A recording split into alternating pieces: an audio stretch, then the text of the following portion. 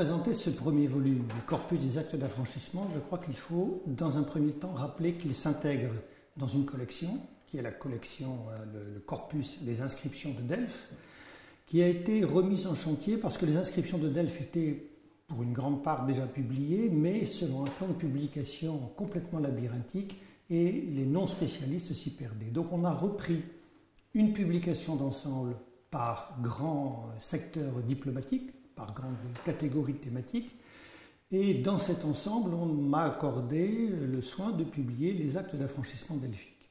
Alors un corpus de ce type, pour le constituer, il y a plusieurs étapes. La première étape, c'est le dénombrement, c'est-à-dire circonscrire un peu la surface du corpus. Ça veut dire, pour ma part, avoir passé beaucoup de temps dans les réserves du musée pour en avoir tous les fragments en main, passer beaucoup de temps aussi à l'extérieur pour repérer les pierres sur lesquelles il y avait les actes d'affranchissement. La deuxième étape, c'est l'établissement des textes, c'est-à-dire la lecture sur pierre, quelquefois en s'aidant de photographies, quelquefois en s'aidant d'estampages, pour parvenir à l'établissement d'un texte, c'est-à-dire passer d'une inscription qui est écrite en majuscules, sans espacement, à un texte qui sera publié avec des signes critiques et qui sera lisible par tous, au moins pour ceux qui possèdent le grec. La troisième étape, c'est le classement, chronologique autant qu'il est possible, parce qu'on n'a pas toujours les indications chronologiques nécessaires, et le commentaire de tout cela.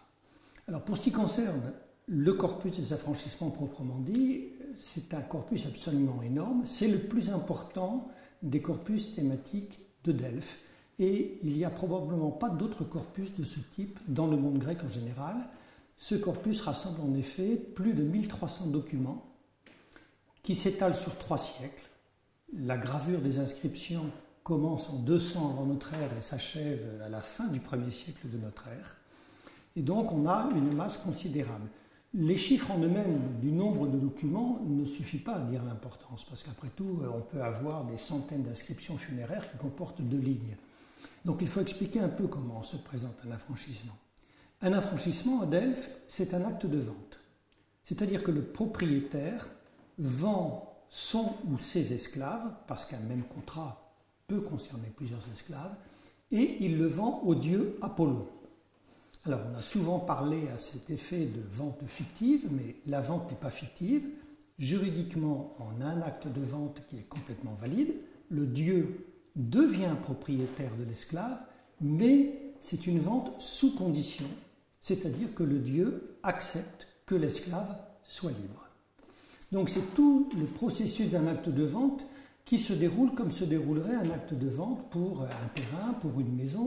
C'est exactement le même schéma, c'est-à-dire qu'un contrat de vente, c'est-à-dire un contrat d'affranchissement, comprend des éléments de datation qui mentionnent les magistrats de la cité, qui donnent l'année, qui donnent le mois, parfois le jour. On a la mention des contractants, donc le propriétaire de l'esclave, qui peut être accompagné de son épouse, de ses enfants, d'ayant droit qui donnent leur consentement. Ensuite, on a la désignation de l'objet de la vente, l'esclave. On en donne le nom, quelquefois l'origine, quelquefois l'âge même. On fixe le prix et on définit ce que sera désormais la nouvelle condition de l'affranchi. Et il y a une formule qui se répète à l'envi qui dit que l'affranchi sera libre, qu'il sera inviolable, qu'il ira où il le veut, qu'il fera ce qu'il veut.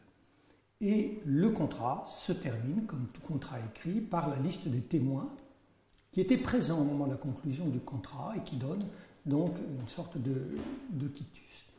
Il y a un élément supplémentaire qui s'ajoute au contrat, c'est une clause de garantie qui garantit la liberté nouvellement acquise de l'esclave, qui fait obligation à la fois au vendeur et à un garant désigné de protéger cette liberté, mais qui permet aussi à tout individu d'intervenir au cas où l'esclave serait indûment saisi. Alors ça, c'est la trame, je vais dire normale, la trame générale, basique du contrat, sur lequel peuvent venir se greffer, bien entendu, toute une série de clauses, des clauses financières, des exigences que fait valoir le maître, en particulier une clause qui est très importante et qu'on appelle la clause de paramona, qui libère l'esclave, mais qui lui fait obligation de rester auprès de son maître et au service de son maître, généralement toute sa vie durant. Donc c'est un ensemble extrêmement important et une fois qu'on l'a épluché comme je l'ai fait ici, on se rend compte qu'un contrat d'affranchissement fait intervenir un grand nombre de personnes. Des magistrats, les vendeurs, les esclaves, les témoins, le garant, et toutes ces personnes vont nous permettre de composer sur 3 siècles un véritable bottin de la population delphique. On connaît un peu plus de 5000 personnes, on connaît un peu plus de 1500 esclaves qui sont affranchis par cette procédure. Alors évidemment, avec tout cela, on a une connaissance de la communauté delphique, des relations familiales, amicales, sociales qu'entretiennent les vendeurs avec les différentes personnes qui participent au contrat, mais on a aussi un aperçu de ce que pouvait être la vie et les relations également entre les esclaves, entre les affranchis et les esclaves, voire entre les affranchis et leurs anciens maîtres. On a donc pour écrire des pages d'histoire sociale d'une part, des pages d'histoire économique, puisque c'est un acte de vente, une masse documentaire qui n'a absolument pas d'équivalent dans le monde grec. Ces affranchissements vont constituer des séries documentaires, et c'est à partir de ces documents privés, en particulier, que l'on va bâtir l'essentiel de la chronologie de Delphes pour toute la période considérée, depuis 200 avant notre ère jusqu'à la fin du 1er siècle. Donc là, il y a une sorte de retournement. C'est vrai qu'en épigraphie, on a tendance un peu à interroger, surinterroger les grands textes qui font intervenir des souverains, des généraux, des stratèges, des poètes, des acteurs, que sais-je encore. Mais il se trouve que c'est la population, la partie de la population la plus méprisée, les esclaves, c'est celle-là qui va nous fournir la documentation susceptible de bâtir la chronologie de Delphes pour 3 siècles durant. Donc, de ce point de vue-là, cette masse documentaire est extrêmement importante et capitale pour notre connaissance de Delphes, bien entendu, mais aussi de toutes les régions autour de Delphes, de toute la Grèce centrale, puisque aussi bien on vient de l'étranger, c'est-à-dire de cités hors de Delphes, pour affranchir son ou ses esclaves à Delphes. Et on a à partir de là donc un bon baromètre de ce qu'est l'influence du sanctuaire d'Apollon.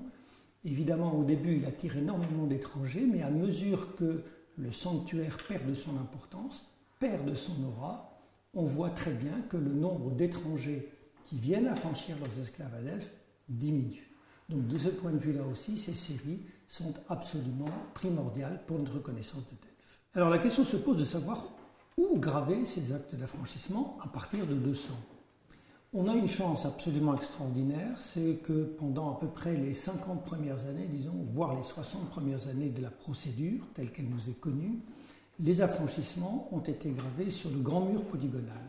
Or, ce mur polygonal n'a quasiment pas bougé depuis sa construction, et par conséquent, nous avons la chance d'avoir, pour cette première période des affranchissements, la totalité de la documentation qui a été gravée à l'époque, puisqu'on n'a gravé que sur le mur polygonal.